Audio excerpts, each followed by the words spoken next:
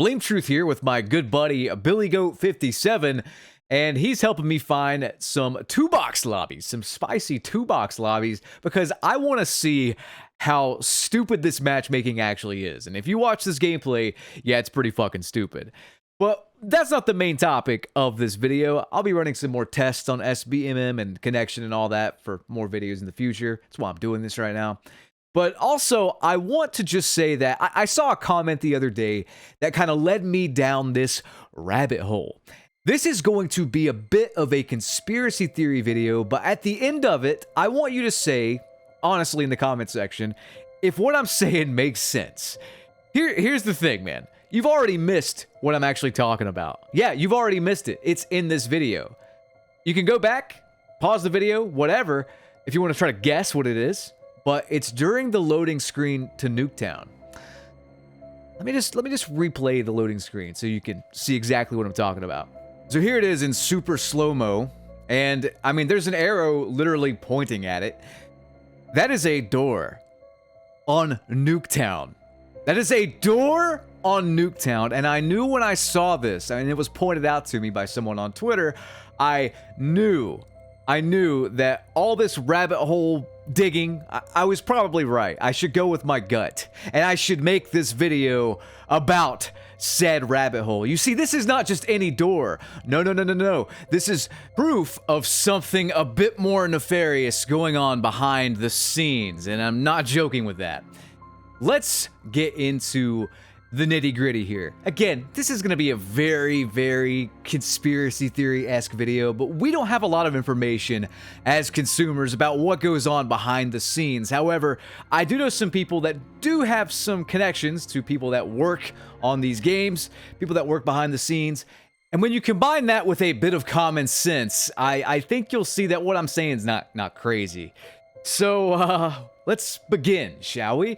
I read this comment on one of my videos the other day talking about basically how bad the maps are in Black Ops 6. This is not just me saying this is a community-wide thing.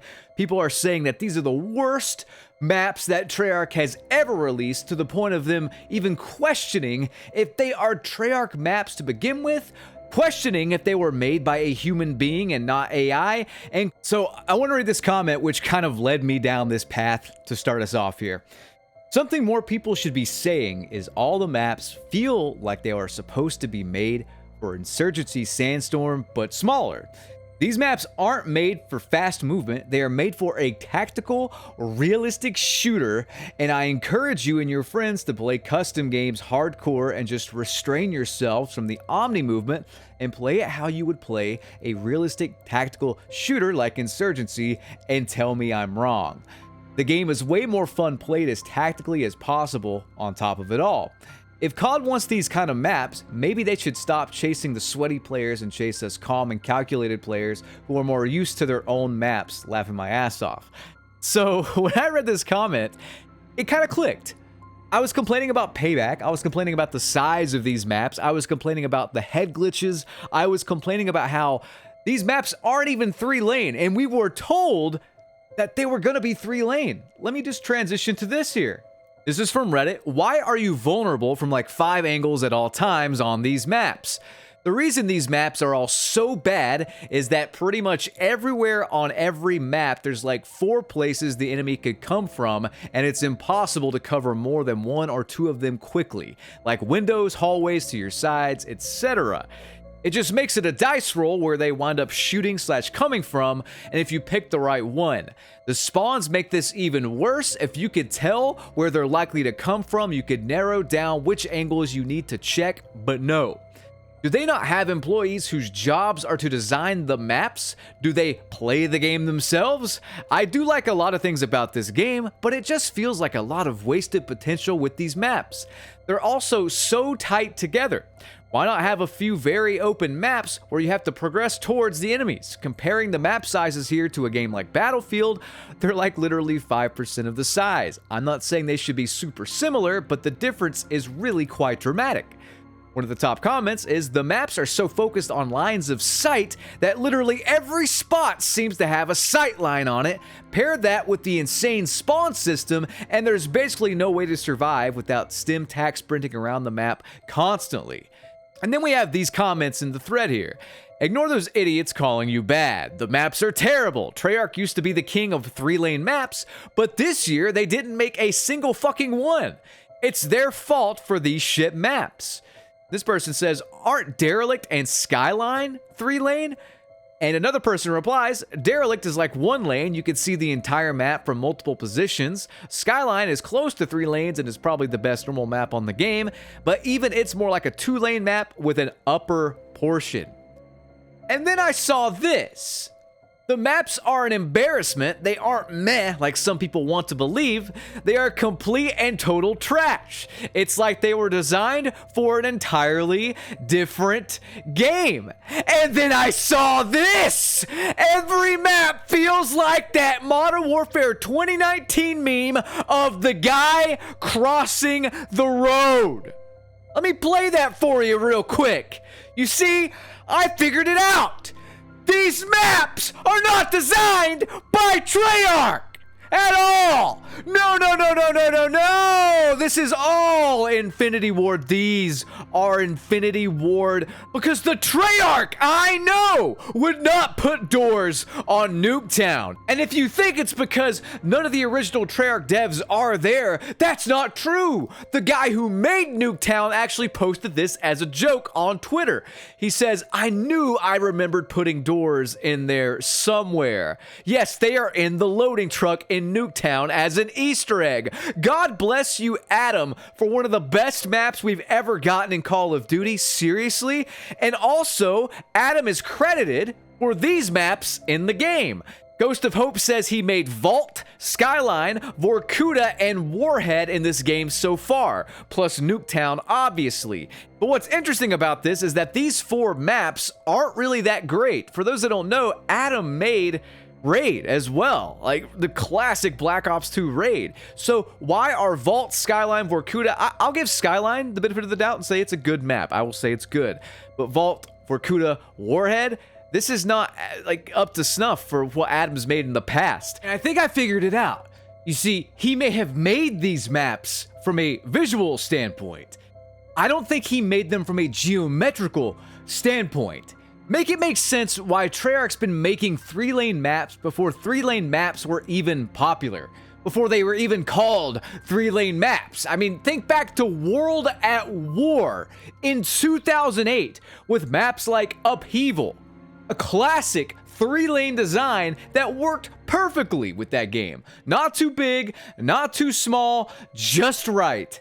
It doesn't make any sense why in this particular game we have these, it almost feels like a Treyarch imposter, and that's because it is. I am 100% convinced it is.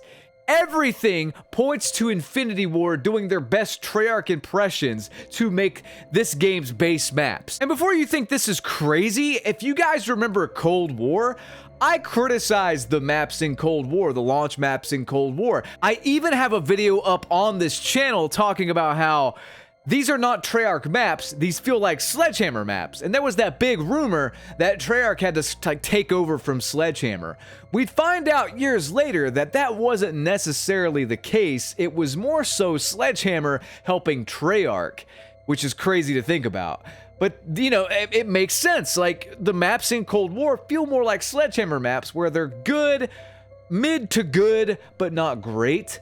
But then this game comes along, and this is not Sledgehammer, and this is not Treyarch. This is 100% Infinity Ward.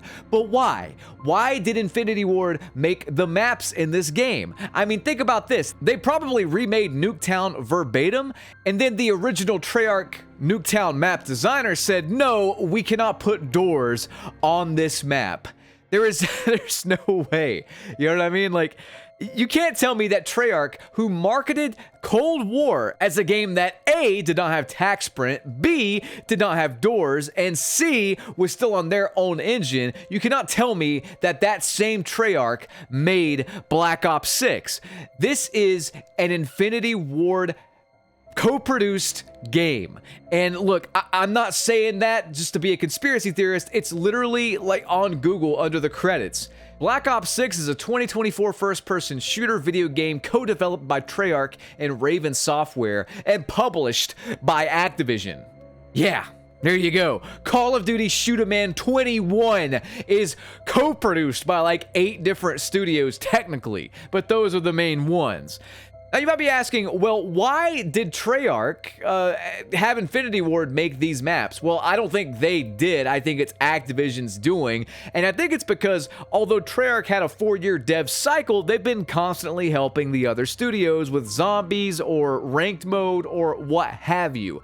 I truly believe that because this is Infinity Ward's engine, it would not surprise me if Infinity Ward has a larger say than we think as it pertains to this game, and if not Infinity Ward, then Activision. In fact, there are maps coming to Black Ops 6 that are not Treyarch, and this is confirmed. This has been reported on by Charlie Intel after it was leaked to me before it was revealed to the public. Like, this is a DM I got from one of my anonymous sources. Like, dude, the same anonymous source sent me this back in like June or something. Also, this info doesn't excuse SHG's incompetence at all, but I heard the spawn system is built into the MW engine, like the squad spawn shit. That's a big reason why it's so hard to work with. SHG had a system they built up for years with World War II thrown out the window with the Switch. Makes me curious if we might see Treyarch run into issues too. Yeah, I'd say Treyarch ran into quite a few issues with this game. But concerning the IW devs themselves, I mean, this was also in that particular DM with that anonymous source. After what I've heard with Sledgehammer Games getting shit on, I'm not surprised. Oh, they're hated by IW devs. IW devs still mauled. And now see, here's the thing, man. IW devs are not only incredibly incompetent and bad at what they do, at least the higher ups. I'm sure there's a lot of talented devs working at all 3 studios. I think SHG has the best dev team personally, with Treyarch being second and Infinity Ward last. But it's all up to the people making the final decisions at the end of the day. You know, I don't want to sit up here and just crap on the entire dev team, because I'm sure like 95% of Treyarch are great at their jobs. I mean, I'm not even kidding.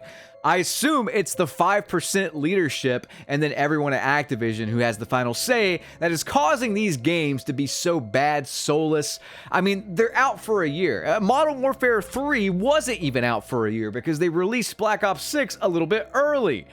You know what I mean? Like, dude, these games are designed to be shat out and then they die after a year. Every single year. And that's got to be sad. That's got to be disheartening as a dev team that's probably not making that much money. I'm sure they're making a healthy amount, but nowhere near like the people at the top. You know what I mean? So let me get back to Infinity Ward, though. I don't want to get too sidetracked here. I actually got a comment from an ex-Sledgehammer dev, and this person ended up deleting their comment and then changing their name on YouTube. So this leads me to believe it was real. I even made a video on this, and I wanted a second, like a part 2 to this particular story. But I just want to reiterate this again because it's so interesting to me. The way it's written, how detailed it is, the way it's not like asking for anything, and the way the guy literally changed like his identity online so as not to get in trouble makes me think this is a genuine thing. So I'm going to read this again. If you missed this the first time, you're going to be pretty shocked at what you hear. And for reference, this was posted about a year ago on a Modern Warfare 3 video when that game first released. I love Sledgehammer Games. They've been my favorite studio for a long time. I loved Dead Space, so when Michael and Glenn formed Sledgehammer Games and joined the COD table to make games for Activision, I was beyond excited. The fact that Michael and Glenn left Visceral Games because they were treated like shit to do their own thing and have been treated like shit again by Activision and IW makes me like them even more, but it pisses me off. I was devastated when they had to make yet another World War II game because everyone knew the community was going to hate it. This is in reference to COD World War II in 2017. That's why I joined their team to work on the anti-cheat operations for Vanguard. I fell in love with Vanguard because I saw everything that Sledgehammer did to make the game for the community. It was the last game with clan support and a solid team play build that invited players to join squads. Since then, it's been impossible to join squads, and there isn't a single thing in MW2 and MW3 that is clan friendly. Almost as if Infinity Ward doesn't want players to team up to keep little Timmy safe. In Vanguard, you could also level up your operators and even get the gold and diamond operator skins. Also, you could preview your executions and finishing moves. I know people were turned off by the World War II aspect of the game, but that game was deeply full, inside and out, with content that you could grind for.